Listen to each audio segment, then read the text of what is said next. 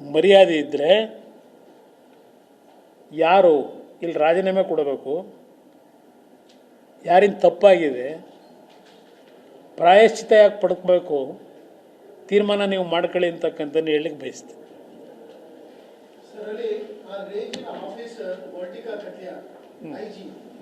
ಅವತ್ತು ಸಂಜೆ ಆ ಜಾಗಕ್ಕೆ ವಿಸಿಟ್ ಕೊಡ್ತಾರೆ. ದಾವಣಗೆರೆ SP ಹೋಗ್ತಾರೆ, ಚಿತ್ರದುರ್ಗ SP, ತುಮಕೂರಿನ SP, 3 ಜನ ಹೋಗ್ತಾರೆ. ಅಲ್ಲಿ ಇನ್ನು ಆಫೀಸರ್ ಇನ್ಚಾರ್ಜ್ ಯಾರಿರ್ತಾರೆ ಅವ್ರು ಚಾರ್ಜ್ ತಗೊಂಡಿರಲ್ಲ. ಅಂತ ಸಂದರ್ಭದಲ್ಲೂ ಅಲ್ಲಿ ಏನು ಆಕ್ಷನ್ ಪ್ಲಾನ್ ಮಾಡೋದಿಲ್ಲ. ಸೆಕೆಂಡ್, ಅದಾಗಿದ್ದ ಕೆಲವೇ ಕ್ಷಣಕ್ಕೆ ಇಲ್ಲಿನ ಒಬ್ರು ಮಿನಿಸ್ಟರ್ ಅಲ್ಲಿ ಮಾತಾಡಿ ಹೇಳ್ತಾರೆ ಏನಾಗಿದೆ, ಸಾಯೋದಕ್ಕೆ ಮೊದಲೇ ಅನೌನ್ಸ್ ಆಗೋದಕ್ಕೆ ಮೊದಲೇ ಒಬ್ರು ಮಿನಿಸ್ಟರ್ ಹೇಳ್ತಾರೆ, ಆಫ್ಟರ್ ರೆಕಾರ್ಡ್ ಅದ್ರ ಕಾಲ್ ರಿಜಿಸ್ಟರ್ ಓಪನ್ ಆಗಿದೆ, ಅವ್ರು ಹೇಳ್ತಾರೆ ಏನ್ ಕಾಂಪನ್ಸೇಷನ್ ಕೊಡ್ಬೇಕು ನಾವು ಕೊಟ್ಬಿಡೋಣ. ನಿಮಗೆ ಅನ್ಸುತ್ತೆ ಇದು ಪ್ರೀ ಪ್ಲಾನ್? ಕೊಟ್ಟವ್ರಲ್ಲ 25 ಲಕ್ಷ ಯಾವ ಅಕೌಂಟಿಂದ ಕೊಟ್ಟವ್ರೆ? 25 ಲಕ್ಷ. ಇನ್ಕಮ್ ಟ್ಯಾಕ್ಸ್ ಏನು ಮಾಡ್ತಾ ಇದೆ? 25 ಲಕ್ಷ ಮೂಟೆಯಲ್ಲಿ ತಗೊಂಡೋಗಿ ಕೊಟ್ಟು ಬಂದ್ರಲ್ಲ, ಯಾವ ದುಡ್ಡದು? ಹಾಂ,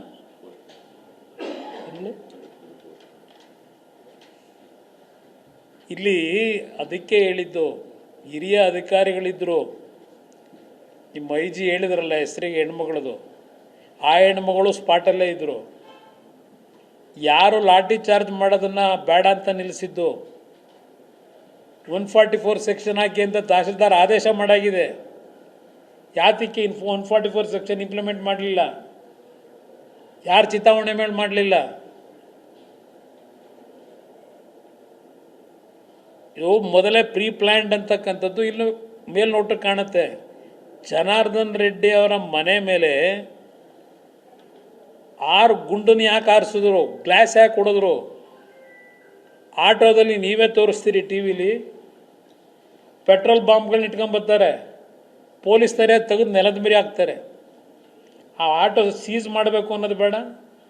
ಆಟೋ ಇದನ್ನು ತಂದಾಗ ಪೆಟ್ರೋಲ್ ಬಾಂಬ್ಗಳನ್ನ ಸೀಸ್ ಮಾಡಿದ್ರೆ ಆಟೋನ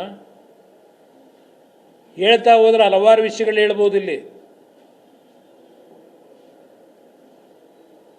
ಯಾತಕ್ಕೆ ಪೆಟ್ರೋಲ್ ಬಾಂಬ್ ತಂದವರು ಯಾರು? ಜನಾರ್ದನ್ ರೆಡ್ಡಿ ಮನೆ ಮುಂದೆ.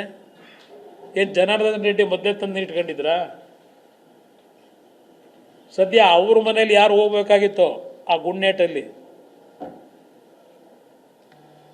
ಈಗ ಅದು ಎಂಥದೋ ಯಾರ್ಯಾರಿಗೆ ಗನ್ ಕೊಟ್ಟವ್ರೆ, ಯಾಕೆ ಕೊಟ್ಟವ್ರೆ, ಈಗ ತನಿಖೆ ಮಾಡ್ಕೊತಾರಂತೆ ನಮ್ಮ ಡೆಪ್ಟಿ CM. ಅದಕ್ಕೆ ಅಮೇರಿಕದಿಂದ ಕರ್ಕೊಂಬರಕ್ಕೆ ಹೇಳೋರಲ್ಲ, ನಮ್ಮ ಕೈಲಿ ಆಗಲ್ಲ, ಕರ್ನಾಟಕದಲ್ಲಿ ನಾವೆಲ್ಲ ನರ್ಸತ್ತಿದ್ದೀವಿ, ಅಮೇರಿಕದಿಂದ ಕರ್ಕೊಂಬರ್ಲಿ ಅಂತ ಹೇಳ್ತಾವ್ರೆ. ನನ್ನ ಇವ್ರು ಯಾವ ಎನ್ಕ್ವೈರಿ ಮಾಡ್ತಾರೆ ಇವರು? CBI ಕೇಳಿದ್ರೆ ಅದಕ್ಕೇನೋ ಒಂದು ಹೇಳ್ತಾರೆ. ಇವರು ಯಾರೋ ಒಬ್ಬರು ನಮ್ಮ ವಿರೋಧ ಪಕ್ಷದ ನಾಯಕರೇ ಸಿಟ್ಟಿಂಗ್ ಜಡ್ಜ್ ಕೈಲಿ ಮಾಡಿಸಿ ಎಂದವ್ರೆ.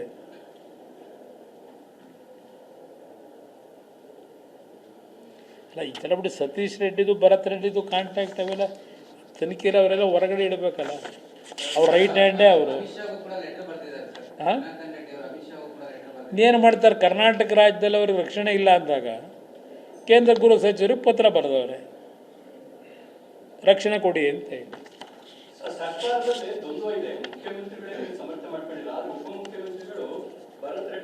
ಓಪನ್ ಆಗಿ ಹೇಳೋರಲ್ಲ ನನ್ನ ಬೆಂಬಲ ಇದೆ ಅಂತ.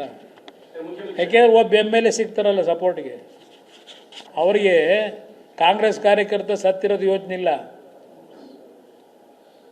ಇವ್ರ ಗುಂಡೇಟಲ್ಲಿ. ಅವ್ರಿಗೊಬ್ಬ MLA ಬೇಕು ಓಟ್ ಹಾಕ್ಸ್ಕೊಳ್ಳೋದಕ್ಕೆ, ನೆಕ್ಸ್ಟ್ ಮುಖ್ಯಮಂತ್ರಿ ಆಗಬೇಕಲ್ಲ. ಅದಕ್ಕೆ ಭರತ್ ರೆಡ್ಡಿ ಬೆಂಬಲ ಅವರು ನಡೀತಾ ಇರೋದು ಇದೆ ಇಲ್ಲಿ.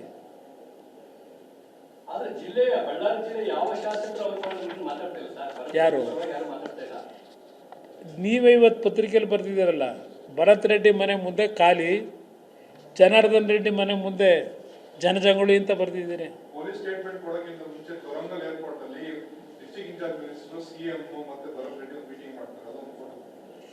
ಅದರಿಂದಲೇ ನಾನು ಹೇಳ್ತಾ ಇರೋದು, ಈ ಸರ್ಕಾರದಲ್ಲಿ ಯಾವುದೇ ರೀತಿಯ ತನಿಖೆಗಳು ಸತ್ಯಾಂಶ ಹೊರಗೆ ತರಲಿಕ್ಕೆ ಸಾಧ್ಯ ಇಲ್ಲ. ನಿಮ್ಮ home minister, deputy chief minister, CM ಕರೆದು ಏನು ಹೇಳ್ತಾರೆ ಅದನ್ನು ಬರ್ಕೊಡ್ತಾರೆ ಅಷ್ಟೇ. ಸರ್, ಈಗ ಈ ಒಂದು ಕಾರ್ಯಕರ್ತನ ಹತ್ಯೆಗೆ ಕಾರಣ ಯಾರು ಮತ್ತೆ ಯಾರು ಹೊಣೆ? ಇನ್ನೊಂದು ಅಧಿಕಾರಿಗಳು